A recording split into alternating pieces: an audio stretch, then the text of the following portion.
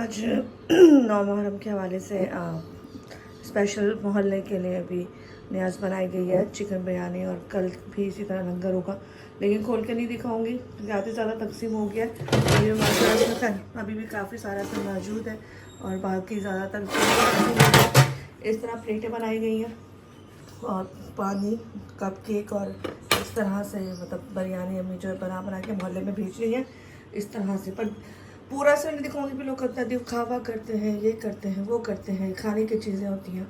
मुझे बताना ये है कि काश हमारे पूरा 12 महीने ऐसे ही दस्तरखान लोगों के घर सजता रहे, लोगों के घर खाना जाता रहे। खैर अपने घर की बात करूँ तो मेरी अम्मी का ये मामूल है कि वो लाजमी खाना 2-4 लोगों को डेली देती हैं। तो आप लोगों के घर में भी शायद ये होता होगा, शायद ये यकीनन होना भी चाहिए अगर अल्लाह पाक ने आप लोगों को दिया है। तो यहाँ से बहुत ही मज़े की बिरयानी इसने हमारे कुक आया उसे बनाई है, बहुत ही मज़े की। यहाँ से काफ़ी हद तक बन चुकी है और वो सामने सारे जूसेस डब्बे पूरा भरा हुआ था, पूरा किचन और बाहर का। वो इसी तरह से डेली जा रहे थे और जाने के बाद अब भाई जब बाहर जाता था तो अपने साथ इस तरह से तमाम चीज़ें, केक और ये तमाम चीज़ें और जूसेस लेके जाता था।